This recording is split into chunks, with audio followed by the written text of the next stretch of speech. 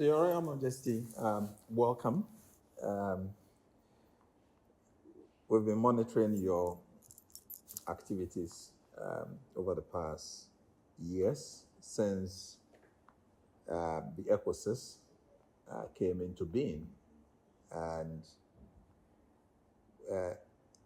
would want to walk you through, or you help us walk through the journey of ECOSYS. I know, as a matter of fact, that on the 1st of August 2019, that was when the ECOSYS was birthed. And 5 years on, 1st August, it should be 5 years. Congratulations. Thank you. How has been the journey of the ECOSYS? Well, truth be told, I could say it's been a journey of a lifetime, and it's been a journey of 400 years, because what we did on August 1st was the culmination of 400 years of efforts within the diaspora community. Ever since our ancestors have been taken from the continent, the aspiration of the diaspora has always been to return to the continent and to participate in our ancestral lands. So on August 1st, we created ECO6 as a regional bloc, giving a clear framework by which the 6th region, as region, can begin to interact with the communities across the continent. And so ECO6 in and of itself is the fulfillment of an ancient dream.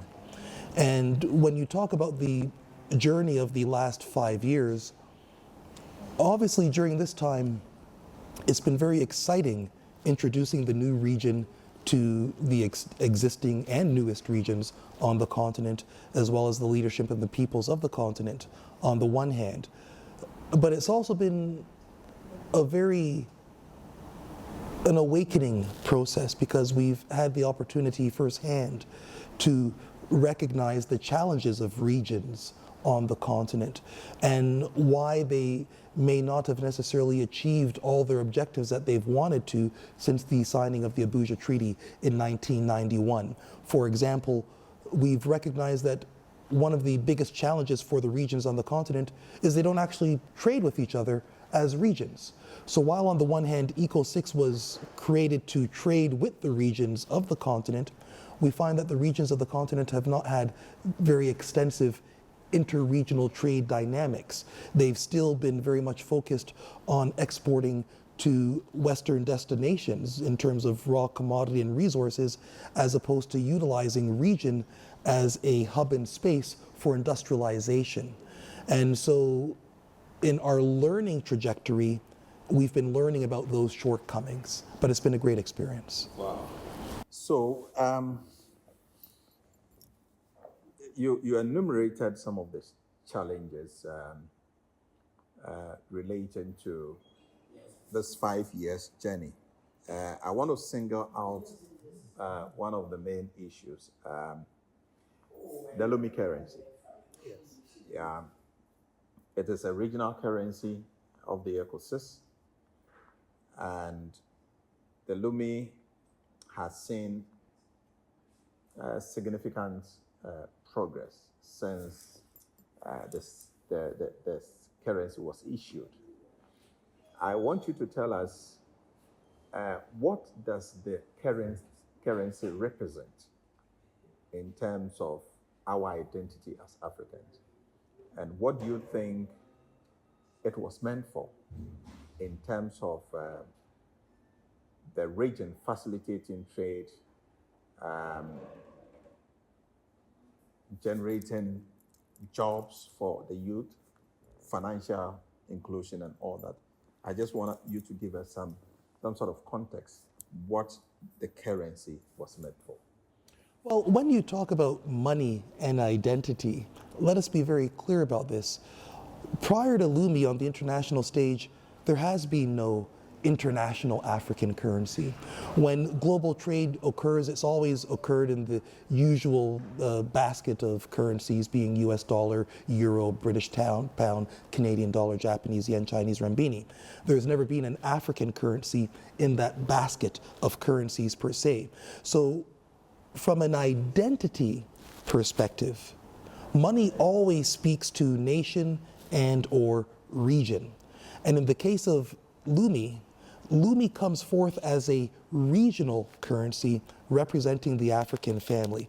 And in its representation, the clear statement that it says to the world is that Africa now has a currency that is ready, willing, and able to not only be amongst the global basket of currencies, but to take a leadership role in terms of its stability and utility amongst those currencies. So that is the first identity of Lumi, an African currency coming from the Diaspora 6th region, but for all intents and purposes, nevertheless coming from the African family to represent the family's ability to have a robust currency to trade amongst ourselves and to trade with the international community. So if I'm a business man, I'm into business, how is this currency going to help stabilize my business? How is the currency going to help us in terms of, integrating it into our business? What are we to expect? I'm a businessman. I've heard about Lumi currency, AKL Lumi currency. What am I to expect? Is the region, the ecosystem, does the ecosystem have something for businessmen, for entrepreneurs, in terms of, the Lumi currency? For businesses proper, the biggest challenge for any business, whether it's on the continent or anywhere else in the world, is an access to liquidity.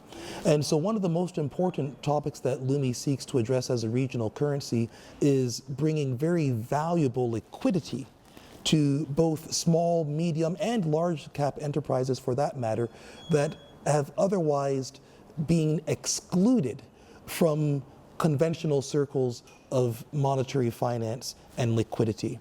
So it means that today, when you're sitting there as a small business, and I could give you a perfect case in point. We had our economic stimulus package during the COVID-19 pandemic, where we recognized that almost all businesses had run out of liquidity. And so the first point of support is to bring liquidity back to the business environment.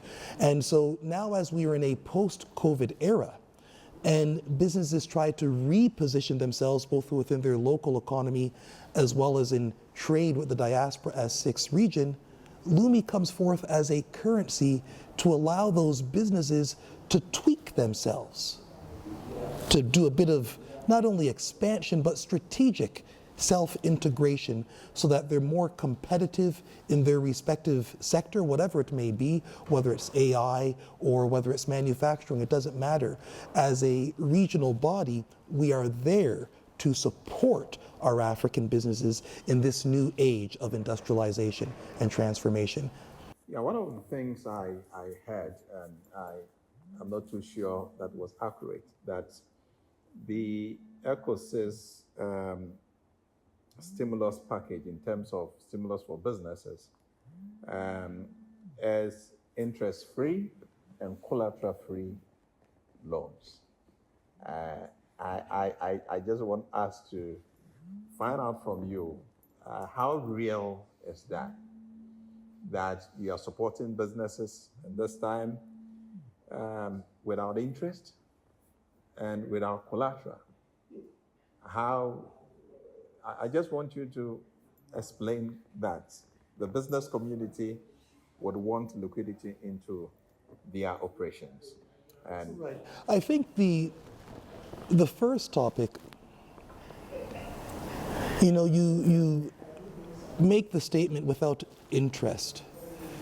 From the perspective of the monetary authority, foremost for us is maintaining the strength and integrity of our monetary instrument. And every elementary school business person understands that obviously interest deteriorates the value of a monetary instrument.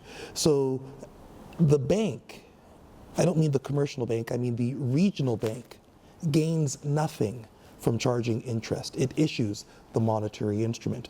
And so consequently, the only consequence of interest is to make that monetary instrument weaker. Wow.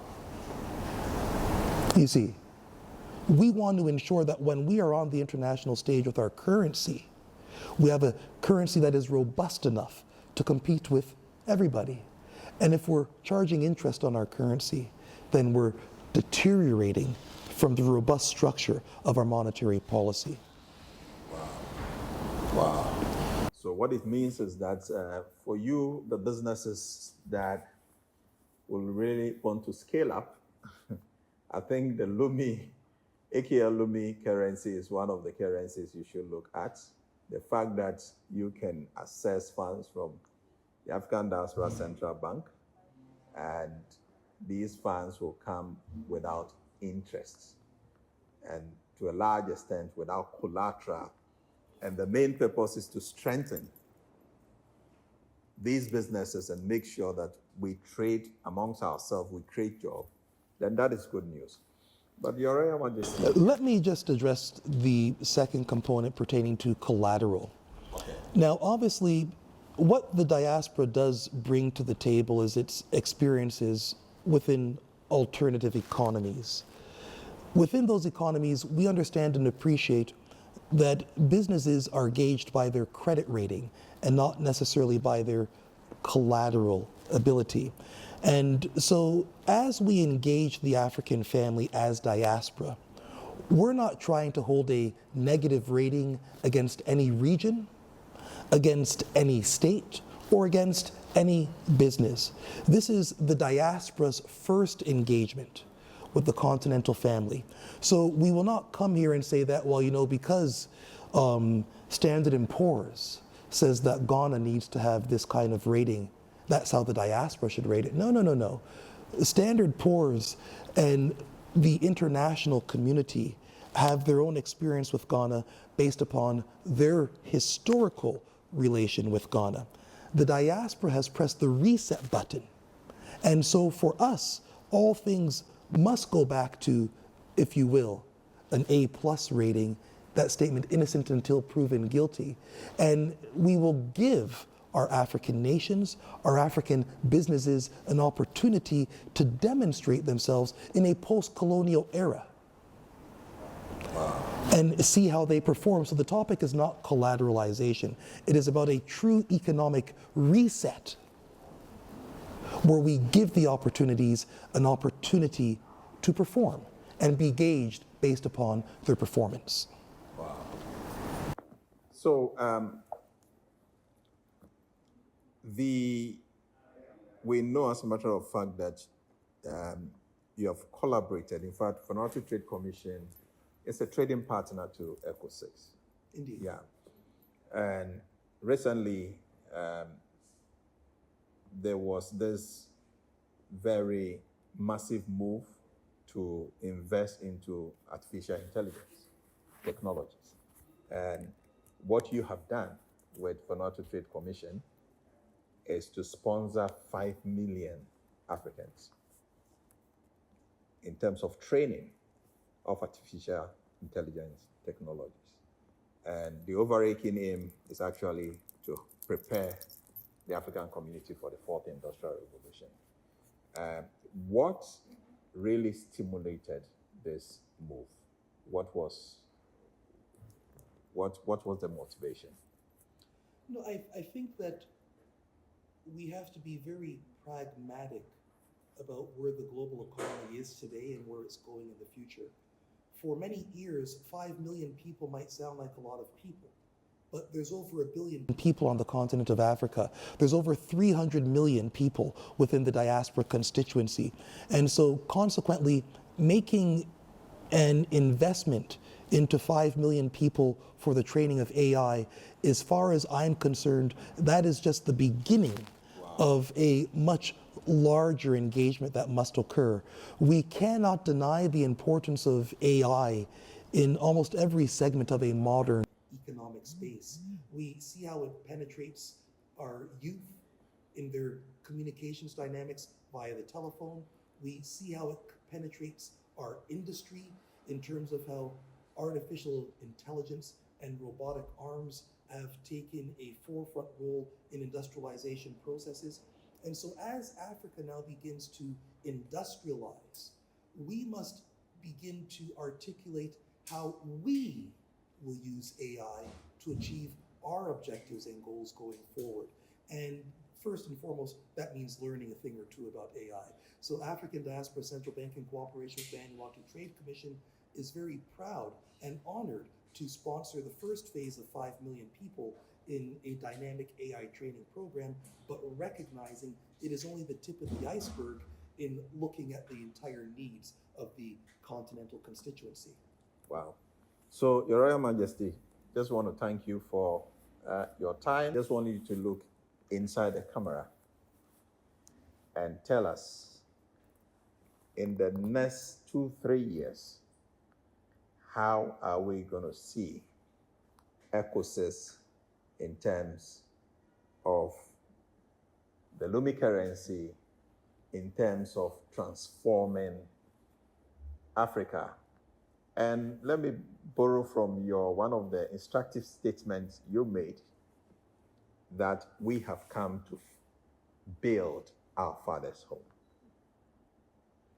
You know, if I have to look into my crystal ball 2 and 3 years down the road, in the same way that the world never imagined that Usain Bolt would achieve what he achieved until in the 100 record, until it was achieved, the world will not be able to conceive or imagine what Africa is about to conclude and achieve in the next years, not decades, years. We saw China take 30 and 40 years to transform itself. But in this new epoch, where we streamline diaspora and continental knowledge together in a cultural, sociological, political synergy, we not only will eradicate poverty, we not only will address the energy challenge, which Lumi has been structured specifically to address. We not only will address issues of foreign debt.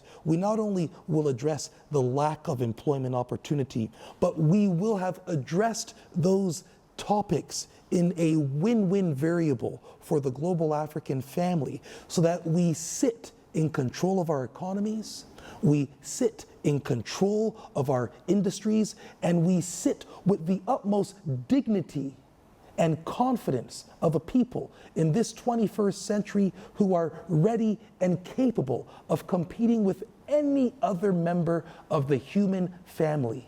There is nothing happening anywhere in the world that cannot be happening and will not be happening within this great continent of Africa going forward. And so that is not only the vision for the future, that is the reality of the future that we are working on building this very day.